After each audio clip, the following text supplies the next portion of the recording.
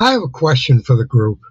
Are you ready for our next inspirational series titled The Hope in Future Series?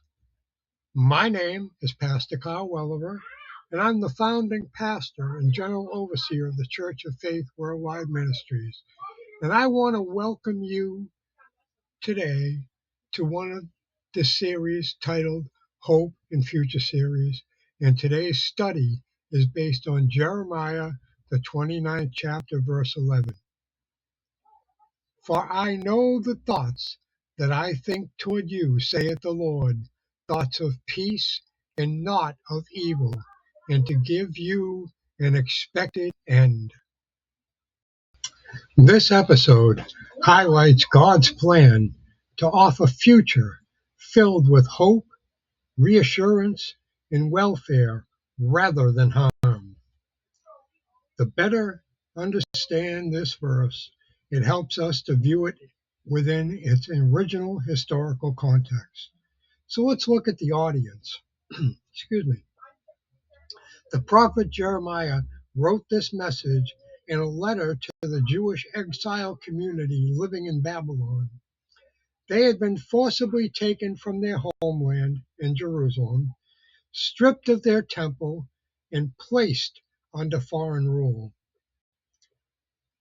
The circumstance: false prophets were telling the exiles that their captivity would end almost immediately. Within 2 years, Jeremiah's letter delivered a sobering reality. The captivity would actually last for 70 years. We take that from Jeremiah 29:10. And the directive.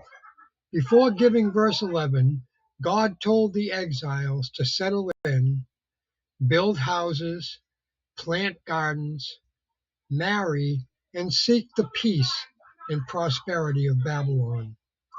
They were called to endure a long period of displacement rather than expect an instant escape. So now let's dive into the detailed breakdown of the key themes. First, for I know the thoughts, plans that I think toward you, implies divine sovereignty.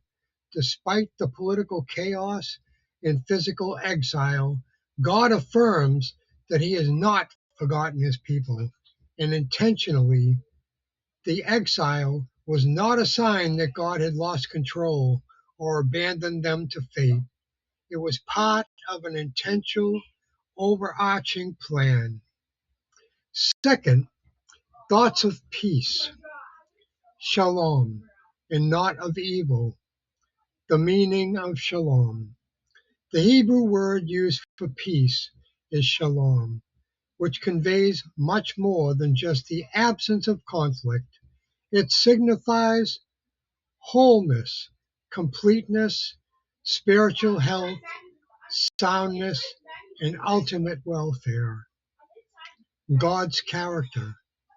Even when allowed to undergo discipline or suffering, the underlying motivation of God toward his covenant people remains redemptive and beneficial, not malicious or destructive. And third, to give you an expected end, a future, and a hope, the long-term perspective. The expected end, or future and hope, referred to the eventual restoration of the nation and the fulfillment of God's promises after 70 years. Most of the adult generation reading the letter would not live to see the physical return to Jerusalem, but their children would. An anchor for endurance. It gave the exile community a reason to preserve their faith, to maintain their identity, and hope for future generations. So let's look at the key takeaways. Hope in the midst of hardship. The verse highlights that God's plan for good can coexist with difficult circumstances or waiting periods. Patience over quick fixes. True hope is grounded in God's faithfulness over time, rather than immediate comfort or an avoidance of hardship. In active waiting, rather than putting life on hold during trials, believers are encouraged to build, contribute, and seek peace wherever they find themselves, trusting in God's long-term intention. So I sincerely hope that this study has inspired you. If so, can you do me a favor?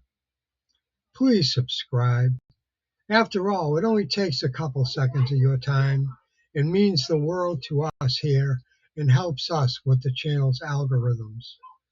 While you're at it, be sure to smash that like button, and why not share it with a friend? And we'll see you tomorrow for part 2 of this series based on Romans 8:28. And until then, God bless you, one and all.